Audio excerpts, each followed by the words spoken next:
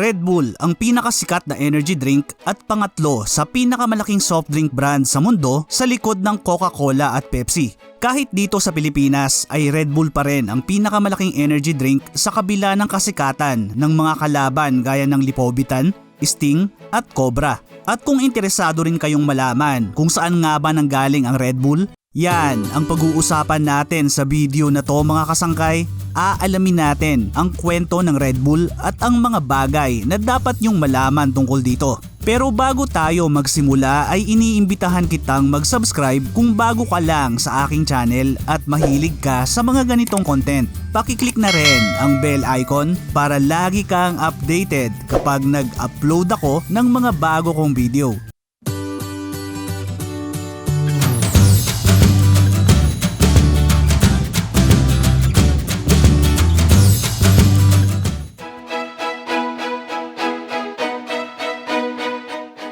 Nagsimula ang kwento ng Red Bull sa pharmacist at negosyante na si Chalio Ubidia. Ipinanganak siya noong August 17, 1923 sa isang mahirap na pamilya sa probinsya ng Pijit sa Thailand. Sa batang edad pa lang ay katuwang na siya sa hanap buhay ng mga magulang niya na pag-aalaga ng mga pato at pagtitinda ng mga prutas. Dahil sa kahirapan ay di siya nakapagtapos ng pag-aaral, pero hindi ito naging hadlang para mangarap siya ng magandang buhay para sa kanyang pamilya. Kung ano-anong trabaho ang pinasok niya gaya ng pagiging konduktor ng bus hanggang sa nakalipat siya sa lungsod ng Bangkok. Dito ay naging salesman siya ng mga antibiotics kung saan nakakuha siya ng experience at nakaipon ng sapat na pera para magtayo ng sarili niyang negosyo. Noong March 27, 1956 ay itinatag ni Chalio ang maliit na pharmaceutical company na TC Pharmaceuticals Limited.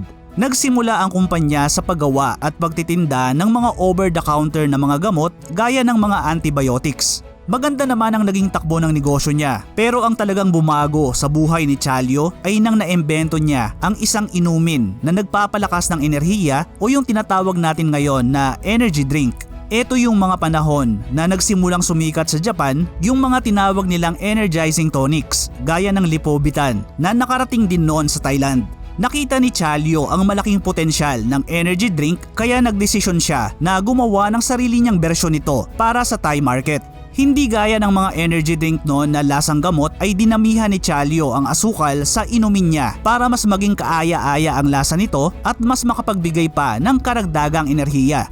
Maliban sa asukal ay nilagay niya rin to ng caffeine, B-vitamins at chemical na kung tawagin ay taurine.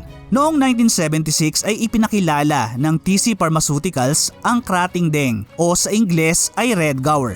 Ang gaur ay isang malaking bison na matatagpuan sa India at Southeast Asia. Ito ang napiling pangalan ni Chalio dahil sa sangkap ng inumin na taurine na nagmula sa salitang Latin na taurus o toro. Kaya ang iba pang kahulugan ng Krating Daeng ay Red Bull.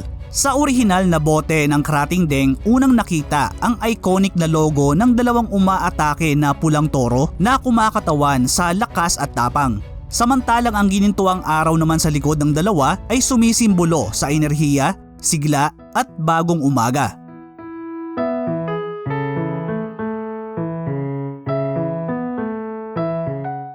Ang mga kilalang energy drink noon na galing sa Japan at South Korea ay may kamahalan at ang target market ay ang mga middle class sa malalaking lungsod sa Thailand. Alam ni Chalio na di niya kayang makipagsabayan sa mga to kaya nag-focus siya sa mga probinsya ng bansa.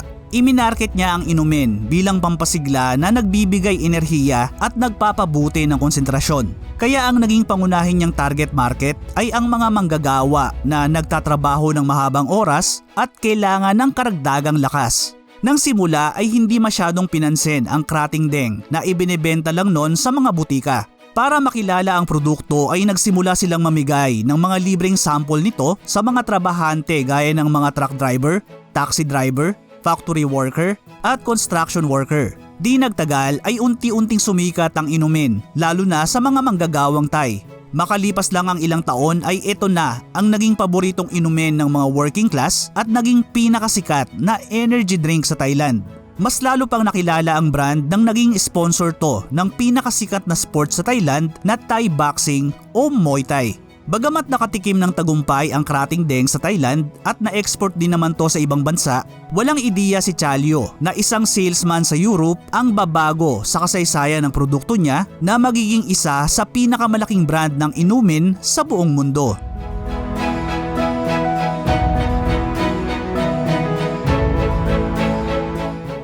Si Dietrich Mateschitz ang isa pa sa pinakaimportanteng tao sa kasaysayan ng Red Bull. Ipinanganak siya noong May 20, 1944 sa Styria sa Austria. Hindi man mayaman ay nanggaling siya sa maayos na pamilya. Parehong mga guro ang kanyang mga magulang kaya naging importante sa kanya ang edukasyon. Nakatapos siya ng marketing degree sa Vienna University of Economics and Business noong 1972. Nakapagtrabaho si Dietrich sa Unilever bago lumipat sa German cosmetics company na Blendax. Kasama sa trabaho niya ang pagmamarket ng mga toothpaste ng Blendax, kaya madalas siyang bumibiyahe sa iba't ibang bansa. Noong 1982 ay bumiyahe siya sa Thailand kung saan una niyang nasubukan ang Krating Daeng na ayon sa kanya ay nakatulong na mawala ang pagod niya dahil sa biyahe o yung tinatawag na jet lag. Bumilib si Dietrich sa nainom niya at nagulat na sikat pala to sa Thailand. Mas lalo pa siyang namangha nang nalaman niya na hindi lang pala sa Thailand sikat ang ganitong klase ng inumin kundi sa iba pang parte ng Asya. Ito ay matapos niyang mabasa sa isang dyaryo na ang pinakamataas magbayad ng buwis sa Japan ay ang kumpanya sa likod ng Lipovitan na isa ring sikat na energy drink. Nakakita ng oportunidad si Dietrich sa produkto na Krating Daeng lalo na at wala pang ganito sa Austria. Kaya nagdesisyon siya na mag-resign sa trabaho at makipag-partner kay Chalyo para dalhin ang energy drink sa Europe at sa iba pang parte ng mundo. Namuhunan ang dalawa ng tig $500,000 at noong 1984 ay itinatag nila ang bagong kumpanya na tinawag nilang Red Bull GmbH. Red Bull ang napagkasunduan nilang pangalan dahil mas simple at madaling matandaan kumpara sa literal na translation ng Krating Daeng na Red Gower na hindi naman pamilyar ang mga taga-Europe. Parehong tig 49% ang kumpanya ang nakuha ni Dietrich at Chalyo, samantalang ang natirang 2% ay napunta sa anak ni Chalyo na si Chalerm. Kaya sa kabuuan ay pamilyang Yubidia pa rin ang mas malaki ang pag-aari sa Red Bull. Nagkasundo ang dalawang panig na si Dietrich ang mamamahala sa operasyon ng kumpanya at si Chalyo naman ang bahala sa produkto.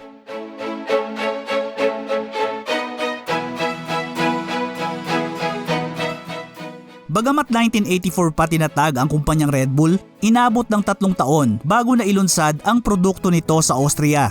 Matinding pag-aaral ang ginawa para umangkop sa panlasa ng mga kanluranin ang sumikat na inumin sa Asya. Nagdesisyon si Dietrich na gawing carbonated ang Red Bull at ilagay ito sa slim na blue at silver can na naging original packaging ng brand. Noong April 1, 1987, unang inilunsad ang Red Bull Energy Drink sa Austria. At gaya ng inaasahan ni Dietrich ay agad na sumikat ang inumin dahil makalipas lang ang isang taon noong 1988 ay nakabenta na sila ng 1.2 million na kahon ng Red Bull. At mula noon ay Red Bull na nga ang itinuring na pinakaunang energy drink na parehong pumatok sa silangan at kanluran. Naging susi sa tagumpay ng Red Bull ang makabagong marketing strategy na ginawa ni Dietrich. Bata pa lang ay mahilig na siya sa extreme sports at nung mga panahon na yon ay napansin niya na konti lang ang mga nag-i-sponsor sa mga ganong events. Kaya nagdesisyon siya na i-focus ang marketing at advertising ng Red Bull sa mga extreme sports at makilala bilang pangunahing promoter nito. Kaya mula noon ay lagi nang nakikita ang pangalan at logo ng Red Bull sa mga sikat na extreme sports events gaya ng snowboarding, surfing, skateboarding at cliff diving. Kilala ring sponsor ang brand ng mga mainstream sports gaya ng Formula 1, soccer at ice hockey. Maliban dyan ay gumawa rin ng sariling extreme sports events ang Red Bull gaya ng Red Bull Cliff Diving World Series, Red Bull X Alps na pinagsamang hiking, mountaineering, paragliding at trail running, ang mga mountain biking event na Red Bull Rampage at Red Bull Hardline, at ang Red Bull Flag Tag kung saan pinapalipad ng mga koponan ang mga ginawa nilang human-powered flying machines. Naging epektibo ang kakaibang marketing strategy ni Dietrich at tumatak sa mga tao ang Red Bull bilang isang lifestyle brand. Mula nang ilunsad noong 1987 ay mahigit 100 bilyong lata na ng Red Bull ang naibenta sa buong mundo kabilang ang mahigit 12.6 bilyon noong 2024. Bagamat lipaw-bita ng Japan ang masasabi na pinakaunang modernong energy drink, Red Bull ang itinuturing na nagpasikat sa energy drink bilang isang global industry.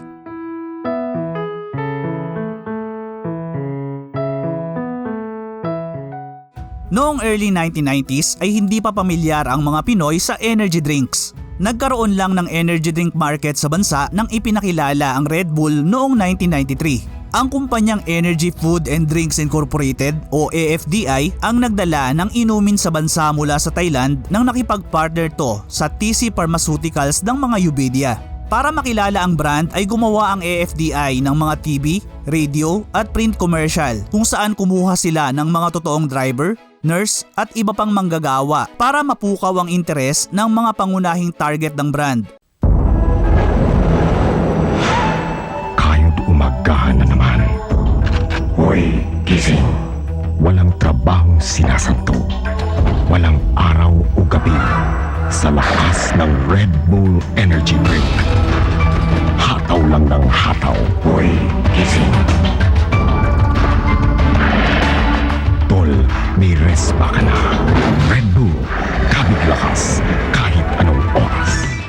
Dahil sa mga award-winning na marketing at advertising campaigns ay matagumpay na sinimulan at napalaki ng Red Bull ang energy drink market sa bansa. Maliban sa paggawa ng energy drink market ay nagpakilala rin ang AFDI ng mga bagong produkto gaya ng mas matapang na Red Bull Supreme noong 1998. Para ipromote to ay kinuha nila na product endorser ang Hollywood superstar na si Jean-Claude Van Damme.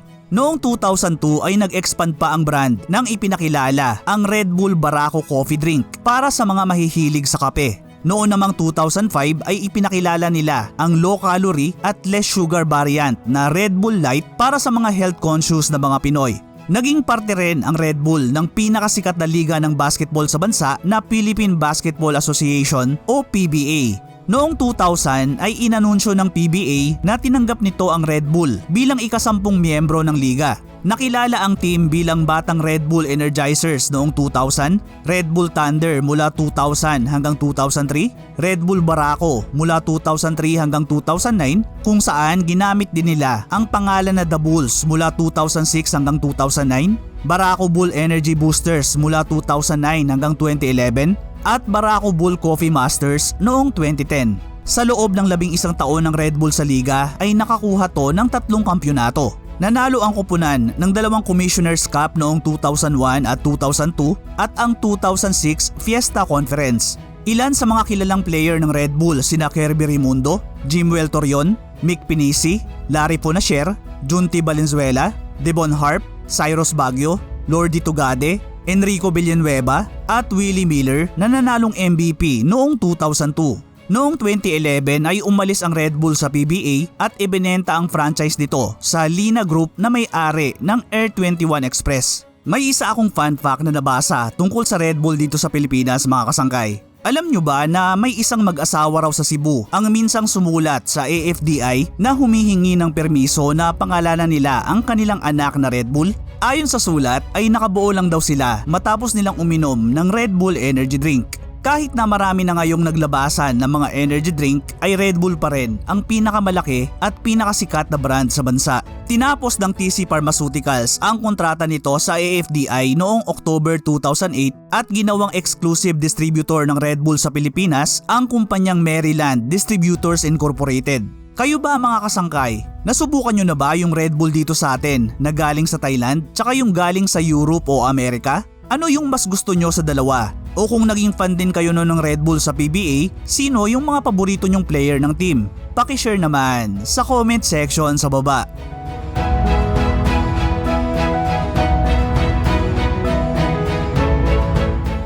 Sa kabila ng pagsikat ng mga energy drink na Monster, Rockstar at Celsius, Red Bull pa rin ang nangunguna at pinakamalaking energy drink sa mundo. Sa kasalukuyan ay ibinebenta ang mga produkto nito sa mahigit 175 bansa. Noong 2024 ay nakabenta ng humigit kumulang 12.67 bilyon na lata ng Red Bull sa buong mundo. Maliban sa pagiging sponsor ng mga extreme sports at iba pang mga sporting events, ay nagmamay-ari na rin ang kumpanya ng mga sports team gaya ng RB Leipzig at FC Red Bull Salzburg sa football at Oracle Red Bull Racing sa Formula 1. Ang kumpanya rin ang may-ari ng New York Red Bulls at may minority stake rin sa Leeds United Football Club. Kasama sa iba pang team na pag-aari ng Red Bull ang mga football club na FC Lefring, Red Bull Bragantino, RB Umiya Ardilla at ang F1 team na Racing Bulls. May mga team din ang Red Bull sa ice hockey, motorcycle racing, professional cycling, B8 supercars, sailing, rugby at esports. Nag-expand din ang Red Bull sa media at publishing nang itinatag nila ang film at TV production studio na Red Bull Media House. Ilan sa division nito ay ang Red Bull TV, Red Bull Photography, Benevento Publishing, Red Bull Music Academy, Red Bull Records, Cerbus TV at Red Bull Music Publishing. May mga negosyo rin ang Red Bull na events business, clothing line, real estate at logistics. Kaya ngayon ay hindi na lang isang energy drink company ang Red Bull kundi isang malaking conglomerate na nagmamay-ari ng iba't ibang klase ng negosyo. Dahil sa tagumpay ng Red Bull ay naging bilyonaryo ang dalawang founder nito. Nang namatay si Chalio Yubidia noong 2012 sa edad na 88 ay pangatlo siya sa pinakamayaman sa Thailand na may tinatayang net worth na $5 billion. Noong 2024, ang anak niya na si Chalerm Yubidia ang pinakamayaman sa Thailand na may tinatayang net worth na $44.5 billion. Namatay naman si Dietrich Mateschitz noong 2022 sa edad na 78 na may tinatayang net worth na $27.4 billion. Sa loob ng maraming taon ay siya ang kinilala na pinakamayamang tao sa Austria. Ngayon, ang nag-iisa niyang anak na si Mark Mateschitz ang pinakamayaman sa Austria na may tinatayang net worth na $43.4 billion. Kahanga-hanga ang kwento ng Red Bull mga kasangkay. Nagmula sa isang simpleng inumin sa Thailand, ngayon ay isa na tong malaki at kilalang global brand. Nakakabilib din na kahit isa lang ang kilalang produkto nito, eto naman yung produkto na gumawa at nagpasikat ng energy drink market sa mundo.